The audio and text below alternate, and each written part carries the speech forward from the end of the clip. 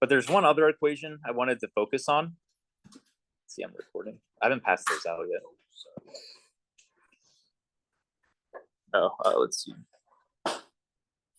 Okay, so where we're going to start is really just the second to last page.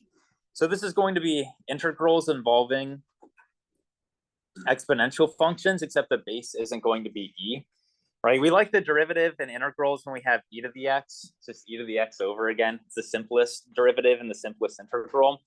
But things are a little bit different when your base is different from e. So in this case, we're looking at f of x is equal to b to the x, where b is just any number. And so what you need to remember for this section is just one thing. You have to remember that the derivative of b to the x power is equal to the natural log of b times b to the x. I'll go through the derivation really quickly. Maybe it helps with intuition for you. But the key fact to remember, this is just a really helpful trick to have in mind throughout the calculus, like calculus 1, 2, and 3. If you have any function, say like b to the x, this is the same thing as doing e to the natural log of b to the x, due to the fact that the exponential function and the natural log are inverses of one another. So they cancel out, and then you're just left with b to the x. And then from a property of the natural log, this is the same thing as having e to the x times the natural log of b, right? If you have a function or something to a power inside of the natural log, the power becomes the coefficient. And so now if you take the derivative of b to the x, this is really just equal to the derivative of e to the x times the natural log of b. And if you're taking the derivative of e to some function of x, you use the chain rule. So all it is just a matter of taking the derivative of the exponent and then multiplying it by this entire equation. So this ends up being equal to the natural log of b multiplied by e to the x times the natural log of b. And we know e to the x times the natural log of b is just equal to b to the x. So this ends up being equal to the natural log of b multiplied by e to the x. Again, this isn't something I'll be putting on like the exam. You don't have to remember these derivations, but it is helpful to know these tricks in case you forget something, or it just helps with like your mathematical development, I guess. But anyways, that's the justification behind why the derivative of b to the x is equal to the natural log of b times b to the x. And you can see if we let b be equal to e, you just get the natural log of e, which is equal to 1 times e to the x. So you just get e to the x. So the functions coincide with one another. But anyways, the important thing to remember is this equation. And so if you wanted to, you can divide both sides by the natural log of b.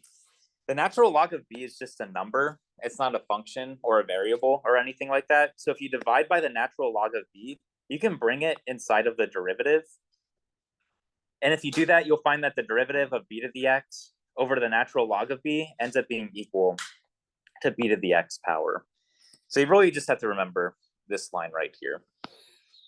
And so what this means is if you apply integration to both sides, you end up getting that the integral of b to the x power ends up being equal to b to the x over the natural log of b plus c. So this is the key point. And there might be one exam problem next month where you have to use this formula, but it's not a huge deal. So I'm kind of going to go through this pretty quickly. So we'll go through just two quick examples. The first example, we're looking at the integral from 3 to 5 of 7 to the x power dx.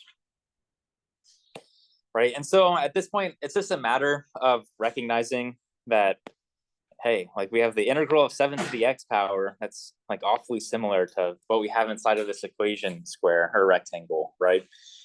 So in this case, our b is just going to be equal to 7, right? This is our b. And so the answer to this is just going to be 7 to the x power over the natural log of 7, right? Because b is equal to 7. So using this formula, we can determine that this is going to be equal to 7 to the x power over the natural log of 7. And then you're evaluating from 3 or from 3 to 5 like this. And so on the exam, you can leave your answer like this. You don't have to plug in 5 and 3 and do the difference. But this ends up being equal to 1 over the natural log of 7 times 7 to the 5th power minus 7 to the 3rd power. Either way you want to write the answer is fine. Oh, and I don't know what this number actually ends up being, but you can just leave it like this. You can plug it into a calculator and get the decimal. Okay, any questions about example 1? Okay, it really is just as simple as just knowing this formula, right? I'm just plugging in b is equal to 7 into this formula. That's all that's going on. No real bells or whistles or anything like that. Okay, and then we'll go through problem 2. Problem 2 is a little bit more involved. So we're looking at the integral from 0 to pi over 2 of cosine theta multiplied by 10 to the sine theta power d theta. So for this problem, does anyone know what are we going to be doing? What's kind of the crucial step here? Yeah, go ahead. Use substitution on the sine. Yeah, we're going to use u substitution, and we're going to let u be equal to sine theta. The reason why sine theta is a good choice is if you take the derivative of sine theta, you get cosine theta d theta, which is inside of our integral. So everything becomes in terms of u really simply, like really easily. Right, so we're going to let u be equal to sine theta. That means that du is equal to cosine theta d theta. And we're doing u substitution on a definite integral. So we need to change the limits of integration. So you just plug in 0 into sine, and that'll give you your lower limit of integration. So we have u of 0 is equal to sine of 0. This is just equal to 0. And then you plug in pi over 2 into our u. So you get u of pi over 2 is equal to sine of pi over 2, which is equal to 1. And so you can transform this entire integral into the following. So we're going to be taking the integral from 0 to 1, because that's what we plugged in to our u. Cosine theta d theta just ends up being equal to du. So this is going to become du.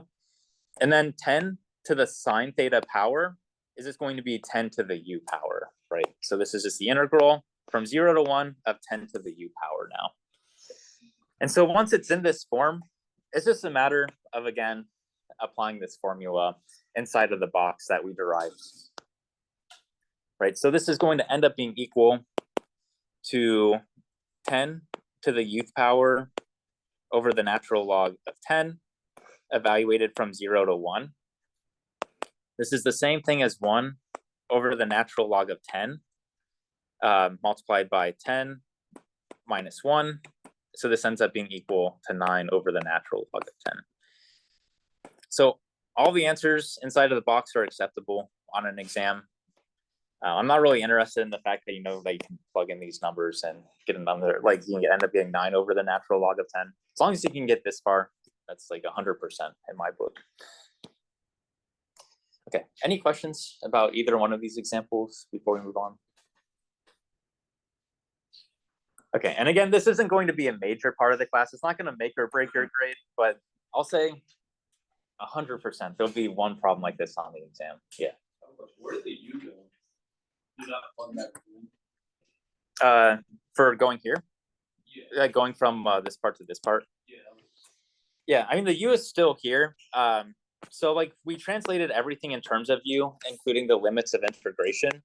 So at this point, it's just a matter of finding the antiderivative of 10 to the u, which is this part. So the u is still here. And then what we did after was we plugged in 1 in for u, which ends up giving you 10 over the natural log of 10, which is kind of this part here. And then you plug in 0 in for u, which is where this 1 came from right here. Does that make sense? Okay. Any other questions before moving on? Okay, so we're going to be moving on to section 6.1. And so this is the beginning of applications of integration. I would say this chapter, the hard part isn't really computing the integral. The hard part is going to be setting up the integral, which I think is usually harder than just application.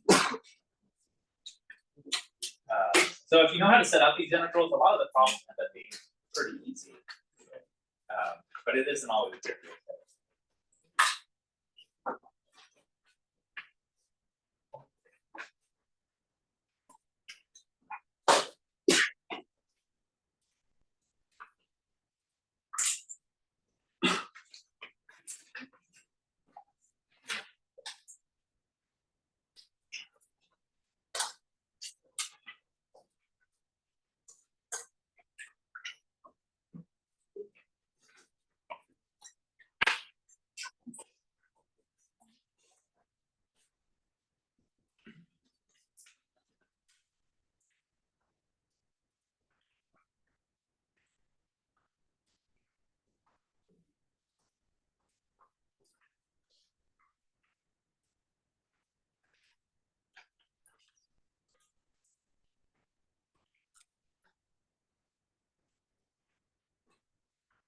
Did everyone get one? Do you have extras? Okay. Yeah, so we're going to first be focusing on area between two curves. This section I don't think is too bad for the most part. Let's see. So where the area between two curves can show up in applications is illustrated in the figure below. So in the figure below, it's graphing, well, there's two different graphs inside of this plane, I suppose. And so the first graph, the graph in red, is the amount of electric power that's generated in the United States through renewable resources when there is stimulus spending. So it ends up being 160 gigawatts when we have stimulus spending. And then when there isn't the stimulus spending, the amount of energy that's generated is given by 133 gigawatts. And so the main question we have is we want to be able to find the difference in the amount of energy that's generated depending on whether or not there is or isn't stimulus spending. And so that's encapsulated through this region of the graph. So really we're interested in finding the area between these two curves in order to determine the difference in energy that ends up being generated. And so the idea behind finding the area between these two curves ends up being pretty straightforward. So the derivation is outlined at the bottom of page 1. So in generalizing this picture, we're going to assume we have two functions. We have y is equal to f of x, and we have y is equal to g of x. So we have two curves, and then we're going to be assuming for the time being that we always have that f of x is greater than or equal to g of x on an interval from a to b. And so if we want to find the area between the two curves, let's first just look at these two pictures, or like the picture at the bottom. So if we want to find this region between the two curves, the first thing we can do is we can find the total amount of area underneath the curve f of x on the interval from a to b. That's given by the integral from a to b of f of x dx. That's this picture here. And then if we just want to get this portion of the area, what we would do is we'll subtract away this portion of the area beneath the curve. And this area beneath the curve is represented by the integral of g of x from a to b, right? So this is minus the integral from a to b of g of x dx,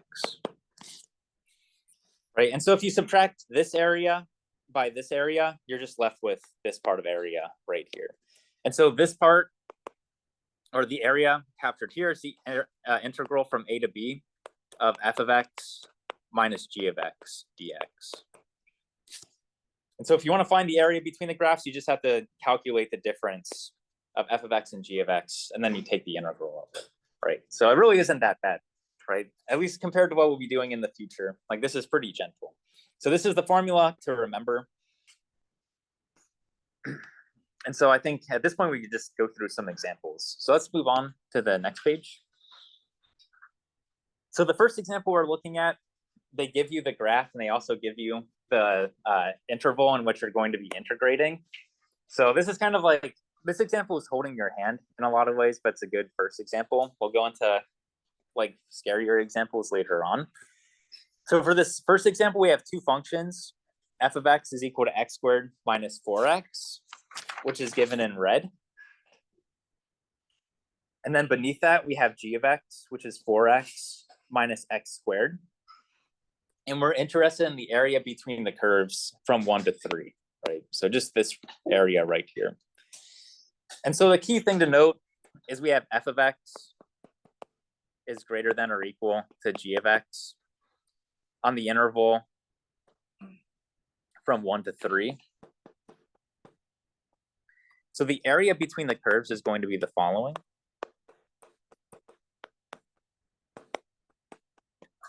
Based off of the equation we had on the previous page, this is going to be the integral from 1 to 3, due to the fact that we're given the interval from 1 to 3.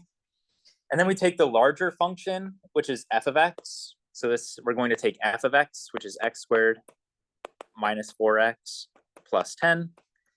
And then we're going to subtract by the smaller function, which is f of x minus x squared. or 4x minus x squared.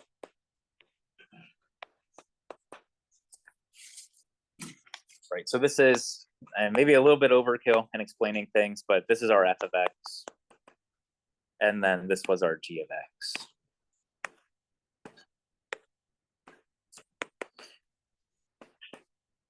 Okay, so now it's just this pretty straightforward integral to compute.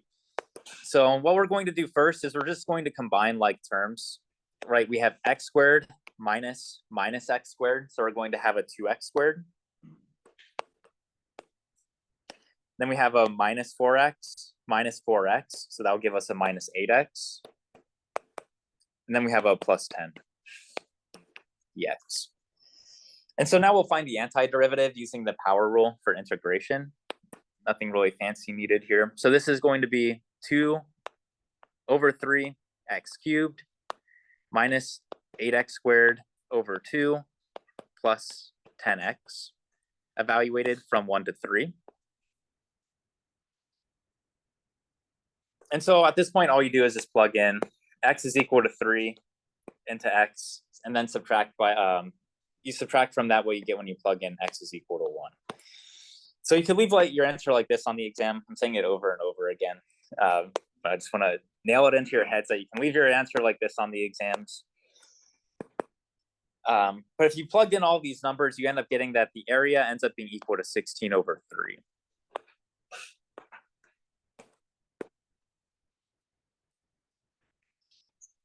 Okay, so this is kind of the simplest example. I just wanted to illustrate like a real example of the formula that's on the previous page.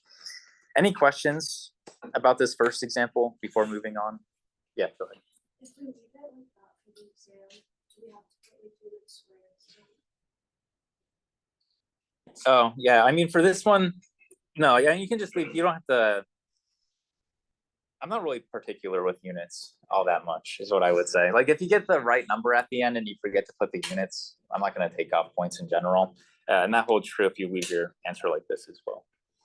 Yeah, go ahead.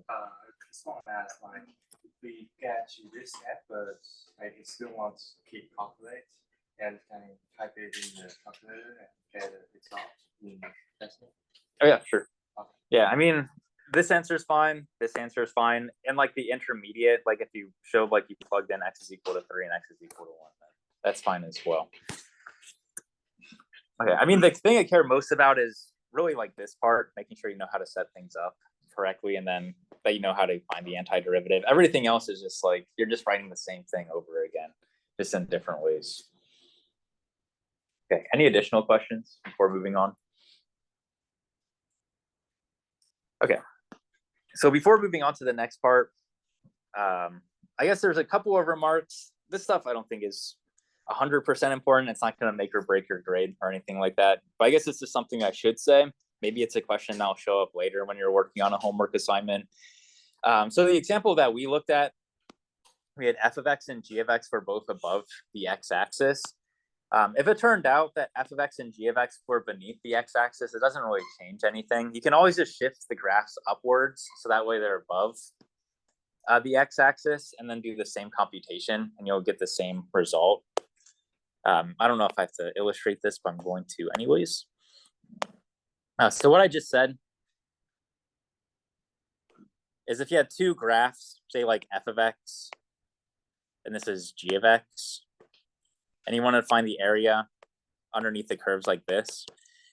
So this is beneath the x-axis, but this is like the area underneath the curve here is the exact same thing as finding the area underneath the curve of the exact same function, just shift it upwards. Let's see if I can, well, I'm not going to be able to do it like that. 1 second. Right, you can just shift the graphs upwards so they look like this instead. And then you end up getting, like the calculation is going to be the same thing, right? Like the area underneath these curves is the same as the area underneath these curves. So just because it's under the x-axis, it doesn't really make a difference. You end up getting the same number anyways. So it's the same process. You wouldn't have to like do any adjustment to shift it up. No, not at all. Yeah, it's the same thing. Like you're end up like it's the same quantity at the end of the day. All that matters is that this function remains on top, like the f of x. And then what else did I want to say?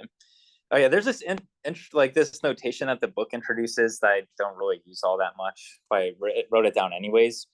In general, like f of x isn't always going to be larger than g of x, which is something we'll see in the next instance. So instead of always just saying like f of x minus g of x, sometimes you write like y top minus y bottom, which is just saying on whatever interval you're looking at, it's always the function that's higher up subtracted by the function that's lower. So this isn't really, it kind of defeats the purpose too. They write out y top minus y bottom, and then they just write it as f of x minus g of x. So I don't even know why they write it like this, but whatever. Okay, yeah, so now we'll go through some more interesting examples.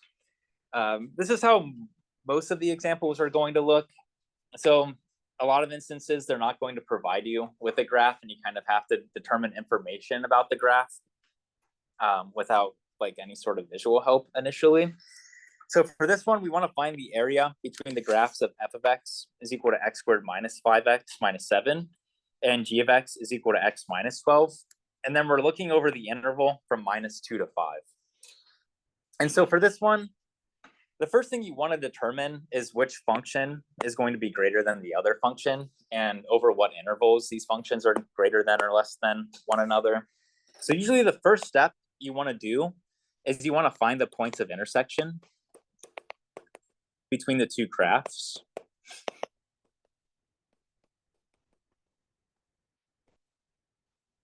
And so if you want to find the points of intersection between the two graphs, what this means is we're going to set f of x equal to g of x, and then we're going to solve for x.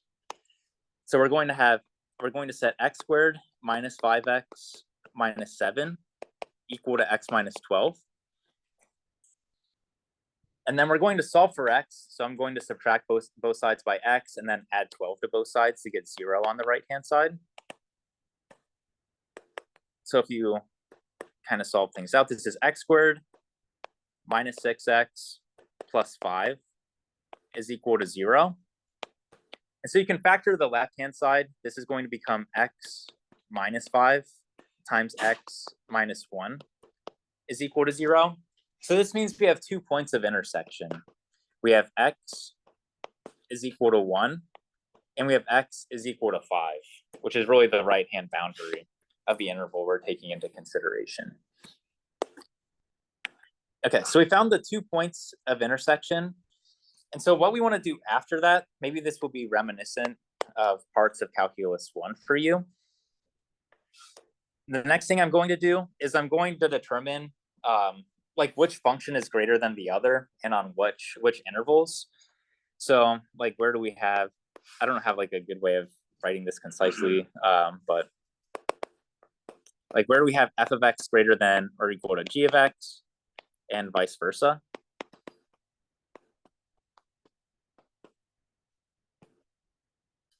And so how I go about doing this is like create a number line.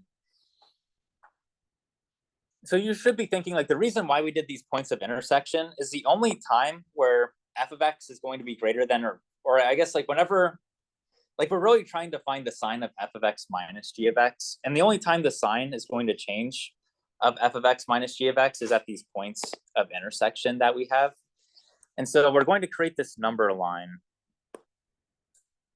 And the first thing I'm going to write on this number line is the interval. So we're on the interval from minus 2 to 5. I'm going to try and make it so this doesn't become a total mess later on. So we're on the interval from minus 2 to 5. And then we have 2 points of intersection. We have points of intersection at x is equal to 1.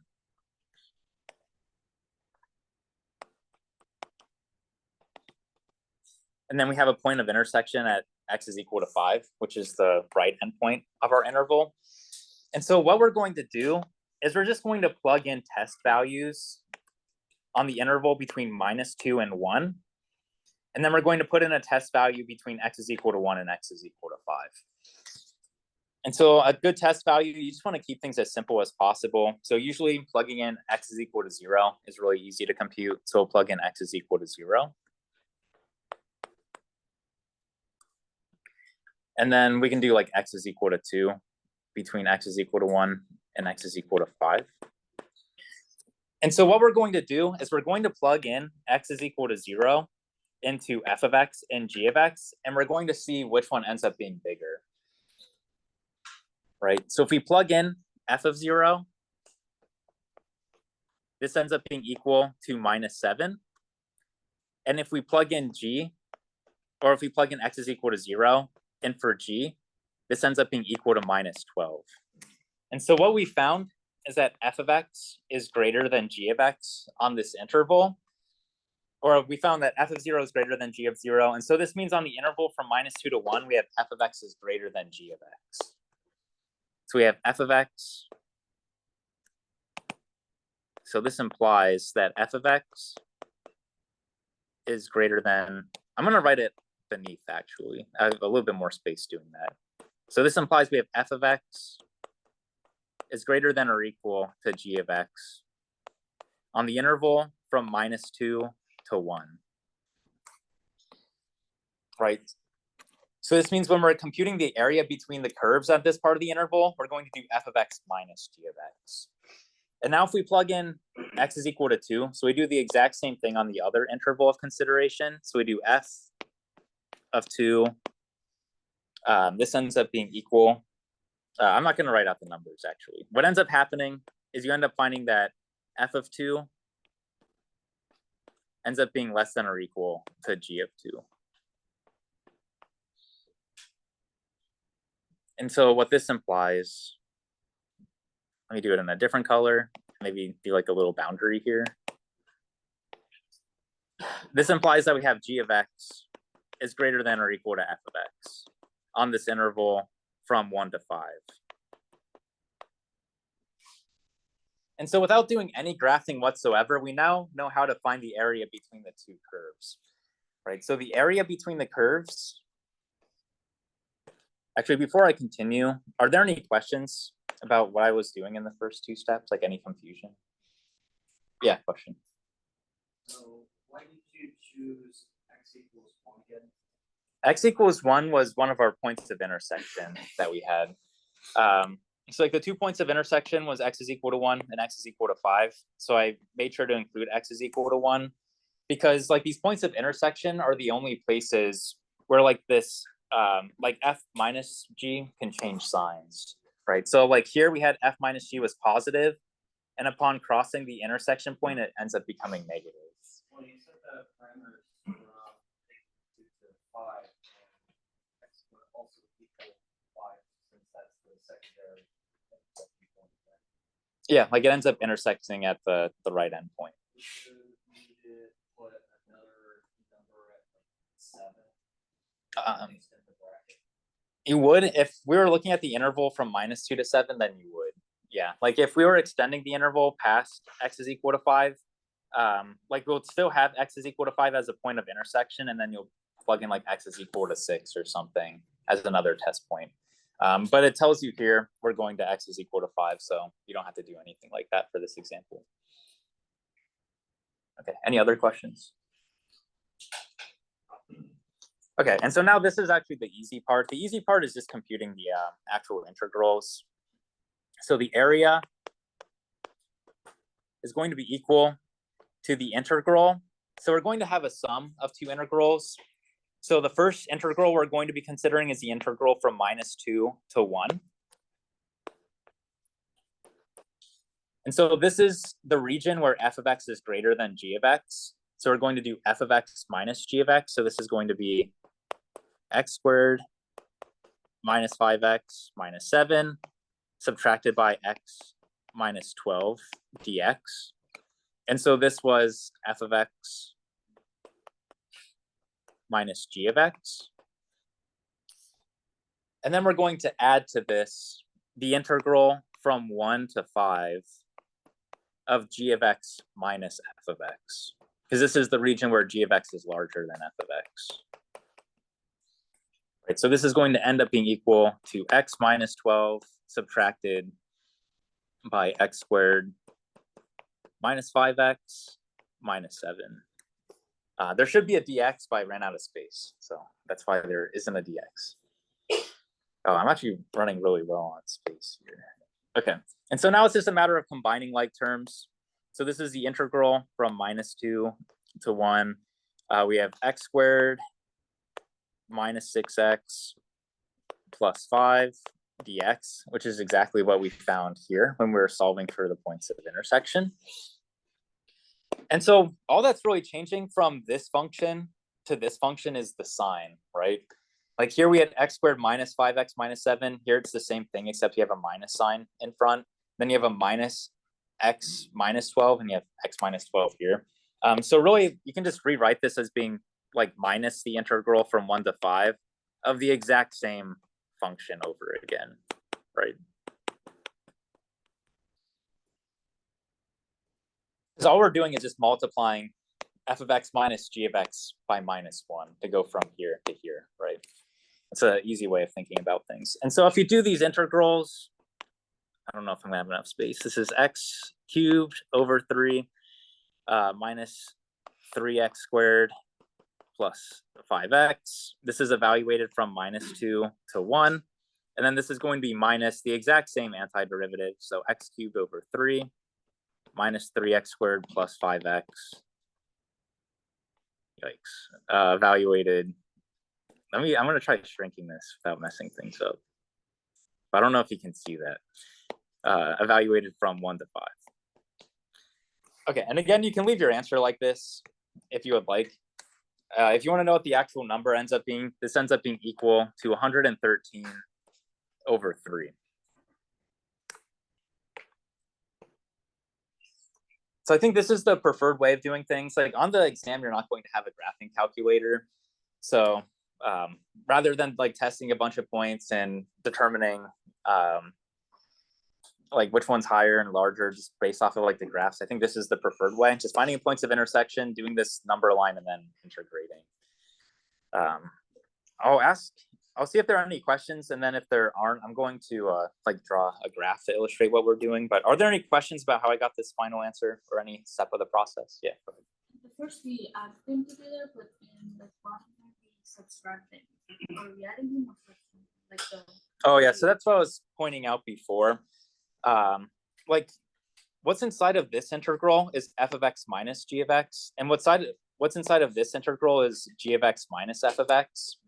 And so really what's inside of this integral is this, like we're just multiplying f of x minus g of x by minus 1, right? To go from here to here. Like if you multiply by minus 1, this ends up just being g of x minus f of x. And so like a way of rewriting this is instead of having like the plus, we can just say like this ends up being minus. Like really all I did was bring out the minus sign that's inside of here and brought it outside in front of the integral. And this always holds true when doing these like area between the curves calculations. I think it's just like a faster way of thinking about things, because now we just recognize these functions are the same, right? Except there's just like a minus sign in front of them. Okay, any other questions? Okay, so what we're really doing, like, I want to graph what this actually ends up looking like. So you don't have to graph, obviously, we just found the answer without graphing. But this is what we ended up doing. So the graphs end up looking something like this. It's going to be a little bit sloppy, but so this is the x minus 12 graph. The points of intersection where x is equal to 1 and x is equal to 5. The other graph we had was this parabola. So it's x squared minus 5x minus 7. That looks something like this. And again, it's not going to be perfect, but just kind of what the picture represents. So these are the 2 points of intersection.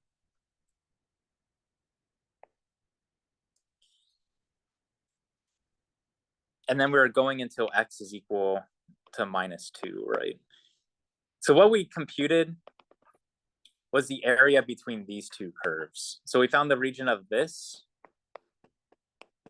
part of the area, and then we found the area of this part here as well.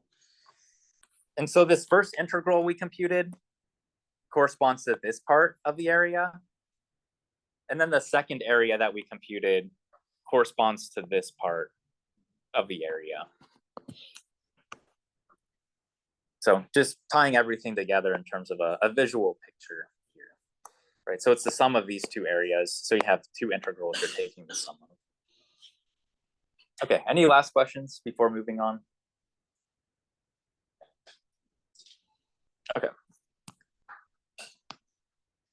Oh, and I guess I outlined the 3 steps. So these are the 3 steps I just followed. Step 1, find the points of intersection. Step 2, determine which graph is above the other on the interval between the intersection points. And then you just compute the integrals. Okay, so the next example, it's a little bit different from the one that we just did. But I would say it's easier than the one we just did because they actually give you the picture. So for this one, they want you to find the area of the region bounded by the graphs of y is equal to 8 over x squared, y is equal to g of x, and y is equal to x. So it's kind of the area of this region here that they highlight. So all you have to do, like it kind of shows you what the intersection points are. And it shows you like which functions are above the others. So all you have to really do is just set up the integrals and then compute. And so we're going to have the area. It's going to be equal to the following. Does anyone see what this should end up being? Like what the two or I shouldn't say 2 integrals. Does anyone see what the area is going to be? How do you write out this area in terms of integrals? Does anyone see it?